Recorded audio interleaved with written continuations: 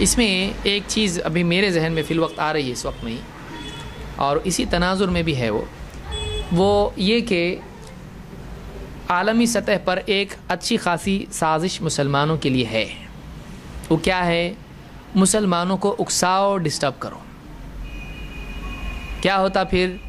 مسلمانوں میں کچھ لوگ ہمیشہ غصے والے رہتے ہیں، وہ غصے میں آ کے کچھ تو گڑبڑ کرتے، پھر پوری میڈیا میں واپس مسلمانوں کے خلاف، اسلام کے خلاف بولنے کا موقع مل جاتا ہے۔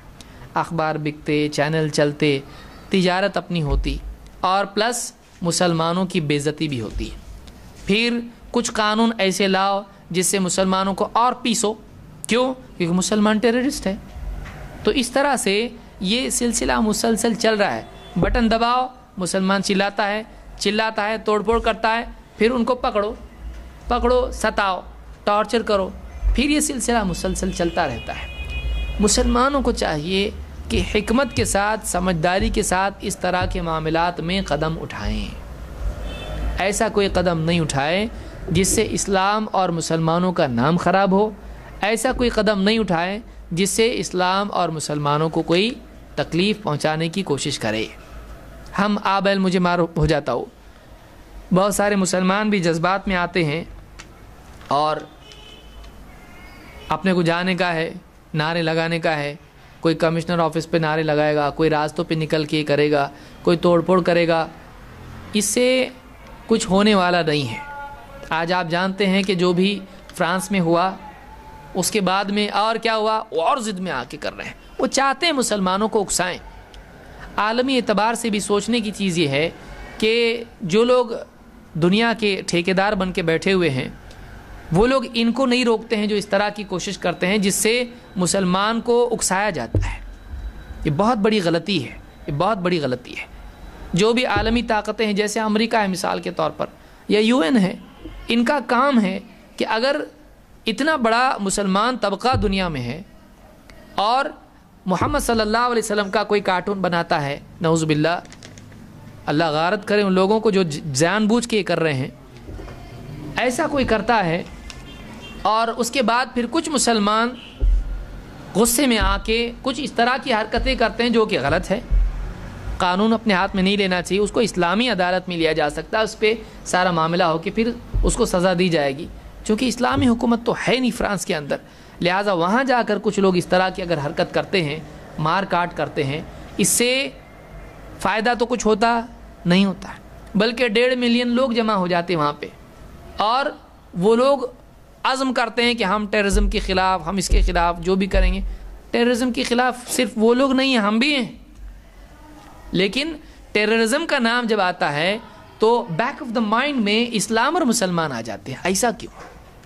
آج ٹیررزم جب بھی بولا جا رہا ہے تو اس سے ایک امیج کس کا بنتا ہے؟ کوئی مسلمان ہے داڑھی والا، پگڑی باندھے ہوئے، ایک دم جبہ پہنے ہوئے، ہاتھ میں بندوق ہے اور ایک ہاتھ میں قرآن ہے۔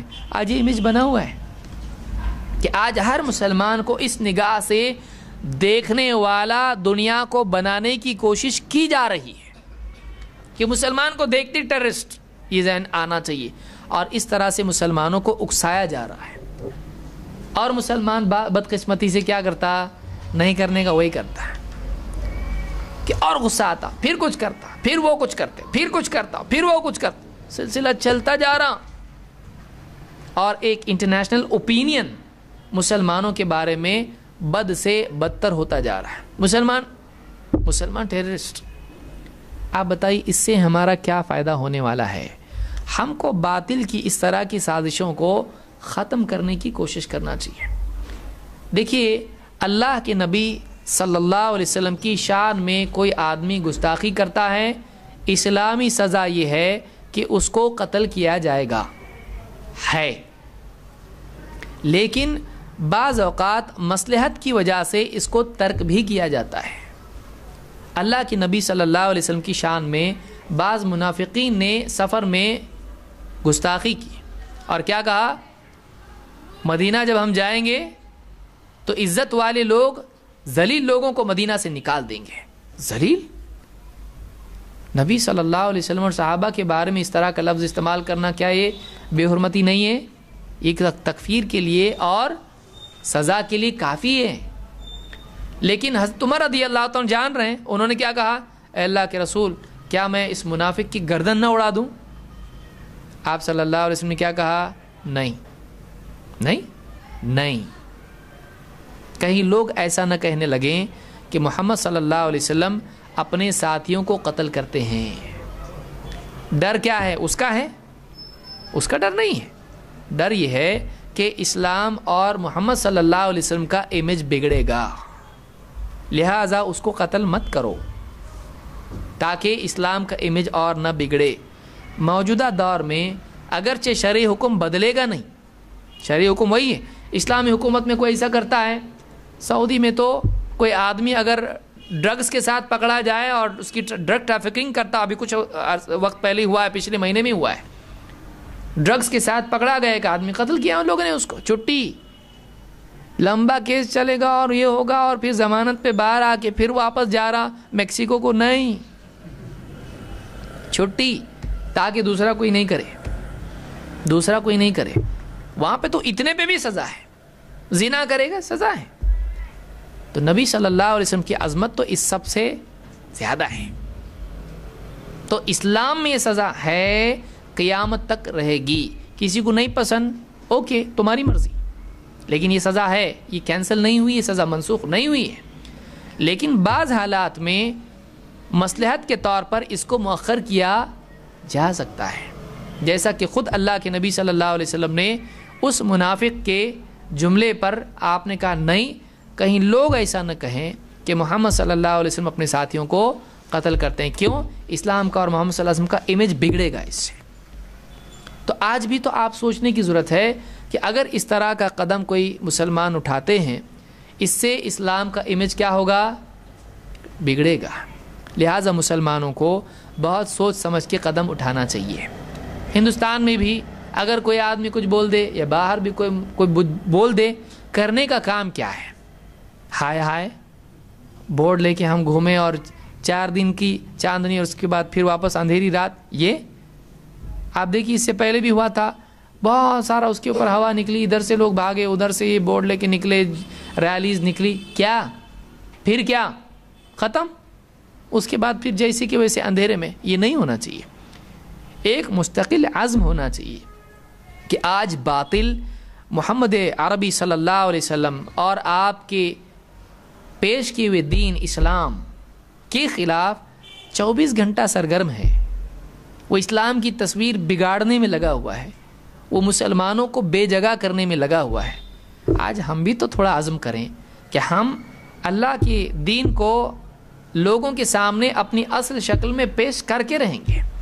تم چاہے کتنی تہمتیں لگاؤ اسلام پر, تم چاہے کتنا اسلام کے خلاف بولو, محمد صلی اللہ علیہ وسلم کی شان میں گستاخی کرو, وَرَفَعْنَا لَكَ ذِكْرَكَ, اللہ تعالیٰ نے آپ کے لیے مقدر کیا کہ ہم نے آپ کے ذکر کو بلند کیا ہے. ہم اگر واقعی اللہ کے رسول صلی اللہ علیہ وسلم کی اصل تعلیمات کو, آپ کی سیرت کو لوگوں میں عام کریں تو باطل اپنے آپ شرمندہ ہو کے چپ بیٹھ جائے گا. ہم پیش تو کریں, ہم پیش تو کریں. آج ہم کہاں پیش کر رہے ہیں؟ یہ لوگ محمد صلی اللہ علیہ وسلم کے بارے میں غلط باتیں بول رہے ہیں, ان کو قتل کرنا چاہیے. اچھا تو صحیح تو بول, تو صحیح کب بولے گا کہ یوں ہی بیٹھا رہے گا؟ سچ بھی تو بول. کیا نہیں تھے لوگ بول رہے ہیں, اپنے دل سے بتا رہے ہیں, کچھ بھی جھوٹی باتیں نبی کے بارے میں بول رہے ہیں. تو سچی باتیں بتانا. تو کیوں گونگا بنا ہوا ہے, تو کیوں گونگا بنا ہوا ہے, تیری زبان کہاں چلی گئی؟ تو نبی کے بارے میں صحیح باتیں کیوں نہیں بیان کرتا؟ کس نے تجھ کو روکا ہے؟ قانون نے. قانون اجازت دے رہا ہے تجھ کو. دنیا کا کون سا ملک بولتا اسلام کے بارے میں مت بولو؟ کون سا ملک بولتا ہے؟ سب تو آزادی ہے. وہ غلط بولنے میں نہیں شرما رہا, تو صحیح بولنے میں کیوں شرما رہا؟ تو 4 نعرے لگا کے چھوٹنا چاہتا ہے, تجھ کو لمبا کام نہیں کرنا ہے. دیکھیے ایک ہوتا ہے کہ بجلی چمکی گئی, ایسا اجالا کس کام کا بتائیے؟ کچھ کام کا ہے ایسا اجالا؟ نہیں. لیکن ایک چھوٹا چراغ ہے, رات بھر جل رہا ہے وہ اندھیرے میں, اس کو پاور بھی تھوڑا لگتا ہے, روشنی بھی تھوڑی, لیکن اس کمرے میں اجالا کر سکتا ہے. وہ بجلی کیا کام کی جو تھوڑی دیر کے لیے اجالا کر کے غائب. بہت اجالا ہوا, پورا راستہ وہاں تک اجالا ہوا, یہ اتنی سی چھوٹی سی جو ہے چراغ سے کیا ہونے والا ہے؟ یہ چراغ مسلسل جل رہا ہے، یہ زیادہ قیمتی ہے، جو گھر میں رات بھر اجالا کیے ہوئے ہے۔ ایسا چراغ جلائیے ذرا، 4 دن کی بجلی چمکا کے کچھ ہونے والا نہیں۔ تھوڑا نعرے لگا لیے، تھوڑا کچھ کر لیا، ڈیمونسٹریشنز کیے اور بہت کچھ بولے، میڈیا میں آ گئے، ہوا؟ جاؤ ابھی گھر کو کام پہ جاؤ، وہی کام دھندا چل رہا، وہی کھانے پینے چل رہے، وہی ولیمے، وہی بریانیاں، وہی سب کچھ۔ کیا فائدے کا تیرا؟ کیا محبت؟ 4 دن کی محبت، اس کے بعد پھر وہی بے نمازی، پھر وہی حرام کاری، پھر وہی نبی کی سنتوں کا جنازہ نکالنا۔ یہی تیرا دین ہے؟ یہی تیری محبت ہے؟ کیا محبت ہے؟ اس کو چھوڑیے، واقعی تھوڑا سنجیدگی سے سوچیں، اپنی زندگی کا مشن بنائیں۔ باطل نے اپنا مشن یہ بنایا، اسلام کو ذلیل کروں گا، نبی کی شان میں گستاخیاں کر کے نبی کو بے جگہ کرنے کی کوشش کروں گا۔ اس نے مشن بنایا نا، تو ہم بھی تو بنائیں۔ اور اسلام نیگیٹو مشن نہیں دیتا ہے، سب کو ہم ماریں گے کاٹیں گے، یہ مشن اسلام نہیں دیتا ہے۔ اسلام کیا مشن دیتا ہے؟ اگر باطل اپنا کام کر رہا ہے تو اندھیرا پھیلانے کی کوشش کر رہا ہے، ہم اجالا پھیلانے کی کوشش کریں گے۔ تو نبی کی شان میں گستاخی کر رہا ہے، ہم نبی کی شان بیان کریں گے، تاکہ ایک عام انسان جس کو نہیں معلوم وہ جان لے گا کہ نبی واقعی ایسے نہیں تھے، ایسے تھے، یہ جھوٹ بولتے ہیں۔ سچے تو یہ لوگ ہیں جو بتا رہے ہیں، کیونکہ نبی کی زندگی نبی کی تاریخ سے ملے گی، سیرت سے ملے گی۔ آج ہم اس کو عام تو کریں، اسلام کا پیغام لوگوں کے سامنے پہنچائیں، قرآن کی تعلیمات پہنچائیں، توحید کو پہنچائیں، اسلامی اخلاق کو لوگوں کے سامنے پیش کریں۔ آج انسانیت کے سامنے واقعی جن کے سامنے اسلام پیش کیا جا رہا ہے، اسلام کو قبول کر رہے ہیں، اس ماحول میں بھی قبول کر رہے ہیں۔ بدقسمتی سے آج اتنا کام نہیں ہو رہا جتنا ہونا چاہیے، بلکہ آج تو الٹی گنگا بہ رہی، گھر واپسی۔ اور لوگ جا رہے ہیں، کچھ نہیں بھی جا رہے، کچھ میڈیا میں بہت اس کو زیادہ بھی بڑا بنا کے بنایا جاتا ہے تاکہ ڈی مورلائز کیا جائے مسلمانوں کو۔ اور یہ اپنے اتنے گئے تو ایک دم دل چھوٹا ہو جاتا ہے، اور کیا ہو رہا اپنا، ایسا ہو جاتا ہے ایک دم۔ ایسا نہیں ہے، بہت ہے مسلمان، لیکن ہم کو یہ ایک الارم ہے کہ لوگ ایسا بھی سوچ رہے ہیں کہ مسلمانوں کو واپس بلایا جائے اور ان کے دوسرے دینوں پہ واپس لے جایا جائے۔ ہم کیا کر رہے ہیں؟ یہ سوچنے کہ اپنے لوگ بچاؤ۔ اسلام ایسا تھوڑی ہے، اسلام تو ایسا ہے کہ لوگوں تک سچائی پہنچاؤ، ان تک سچائی پہنچاؤ۔ اسلام جو انسان کی فلاح کا دین ہے، بتاؤ لوگوں کو۔ وَأَمَّا بِنِعْمَةِ رَبِّكَ فَحَدِّثْ، تیرے رب کی نعمت بیان کر لوگوں کے سامنے۔ سب سے بڑی نعمت کیا ہے؟ وَأَتْمَمْتُ عَلَيْكُمْ نِعْمَتِي وَرَضِيتُ لَكُمُ الْإِسْلَامَ دِينًا۔ سب سے بڑی نعمت یہ ہے، جس کی زندگی میں اسلام آئے گا وہ سکھی رہے گا، کامیاب ہوگا آخرت میں۔ لوگ نہیں چاہتے کہ اسلام لوگوں کی زندگیوں میں آئے، اس لیے کہ ان کی جھوٹی تجارتیں، سودی کاروبار، ظلم و جبر اور ساری چیزیں ختم ہو جائیں گی۔ وہ نہیں چاہتے اسلام آئے، لہٰذا اسلام کے اس بڑھتے ہوئے سیلاب کو روکنے کے لیے اس طرح کی حرکتیں کریں گے، مسلمانوں کو اکسائیں گے، غلطی کروائیں گے، قانون نئے نئے بنائیں گے، مسلمانوں کو ستائیں گے۔ یہ سلسلہ چلے گا۔ تھوڑا سا اپنا اجالا کر کے سوچیں، اندھیرے میں کچھ بھی ڈھونڈے تو ملتا نہیں، اجالے میں ڈھونڈیں۔ تھوڑا سا سوچیں، اپنے کو کام پہ لگا رہے، کام پہ لگنا چاہیے نہیں نا؟ ہاں، کام پہ نہیں لگنا چاہیے۔ بدقسمتی سے ہمارے نوجوان بھی کیسے رہتے، دیکھیے ان کے جذبے کی ہم قدر کرتے ہیں۔ اپنے نبی کو ایسا بولے، ابھی اپنے کو کچھ تو کرنا پڑے گا۔ ارے کیا کرتا، 5 ٹائم اذان ہوتی نہیں کرتا کچھ، اور اب کر رہا، اس کا کیا کرے گا؟ یہ ٹھیک ہے، تیرا جذبہ اچھی بات ہے، نبی کی شان میں گستاخی تو برداشت نہیں کرے گا، بہت بڑی بات ہے، واہ واقعی تیرا ایمان قابل داد ہے، ٹھیک ہے، لیکن ایسا کچھ کر مت جس سے نبی ہی کو نقصان پہنچے، جس سے نبی کے دین کو نقصان پہنچے، ایسا کچھ مت کر۔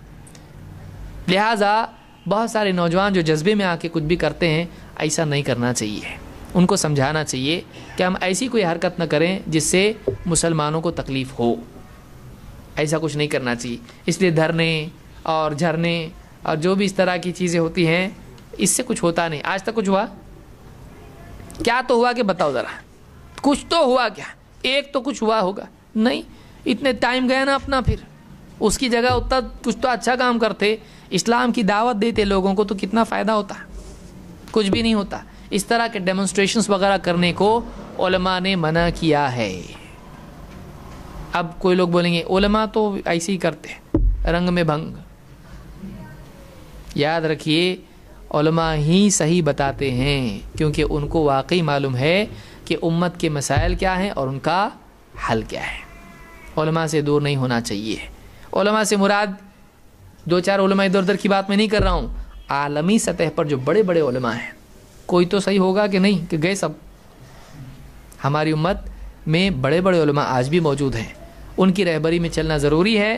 اور چار نوجوان جو ادھر ادھر سے دائیں بائیں سے آکسفورڈ اور کیمبرج سے پڑھ کے اور ادھر ادھر سے اخبارات اور انٹرنیٹ اور فرانس کا ریولوشن اور ایران کا ریولوشن پڑھ کے چار کتابیں الٹی پڑھ کے الٹی کرنا شروع کر دیتے ہیں، تو ایسے نوجوانوں کے پیچھے نہیں جانا چاہیے۔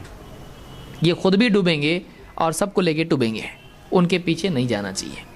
ہاں وہ ہمارے بھائی ہیں، ان کی اصلاح کریں، ان کو سمجھائیں، ان کو علماء کے پاس لائیں۔ جو علماء سے بھاگ رہا ہے وہ غلط جگہ بھاگ رہا ہے۔ اللہ کے نبی صلی اللہ علیہ وسلم فرماتے ہیں اللہ تعالیٰ علم کو ایسے ہی نہیں اٹھائے گا کہ تم سے چھین لے، بلکہ ایک ایک کر کے علماء اٹھاتا چلا جائے گا، یہاں تک کہ علماء باقی نہیں رہیں گے تو لوگ جاہلوں کو اپنا سردار بنائیں گے اور وہ خود بھی وہ اپنی رائے سے فتوے دیں گے۔ سب جنٹلمین فتوے دیں گے، اپنی رائے سے فتوے دیں گے۔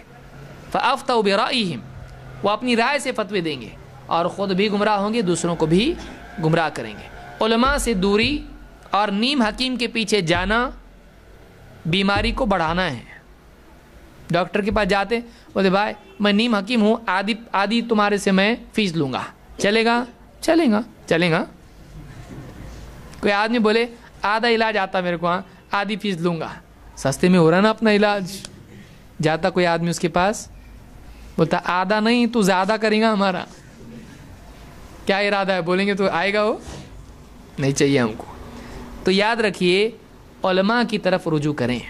شیخ وسیل عباس ہیں، شیخ عبد المحسن العباد ہیں عربی والوں میں سے، شیخ صالح الفوزان ہیں، اور کتنے بڑے بڑے، شیخ ربیع بن ہادی مدخلی ہیں، یہ بڑے علماء میں سے۔ شیخ ربیع بڑے علماء میں، جو شیخ ربیع کو غلط بولتا ہے وہ بھی غلط ہے۔ شیخ ربیع بھی بڑے علماء میں، شیخ صالح الفوزان ہیں، شیخ عبد المحسن العباد ہیں، اور بھی کئی علماء ہیں، عبدالعزیز الراجح ہے، اور دوسرے علماء بھی ہیں۔ آدمی ان سے دیکھے کہ یہ کیا بولتے ہیں، یہ نہیں کہ کوئی بھی ٹام ڈک اینڈ ہیری کچھ بھی آ کے ہم کو بتا رہا، کچھ تو کرنا پڑے گا اپنے کو۔ یہ سب علماء بزدل ہیں، بزدل ہے، تیری بزدلی ہم کو معلوم ہے کب تک کی ہے۔ جب تک کہ پولیس نہیں آتی تو بہادر ہیں، پولیس آتی تو غائب ہونے والا ہم کو معلوم ہے، جیسے گدھے کے سر سے سینگ۔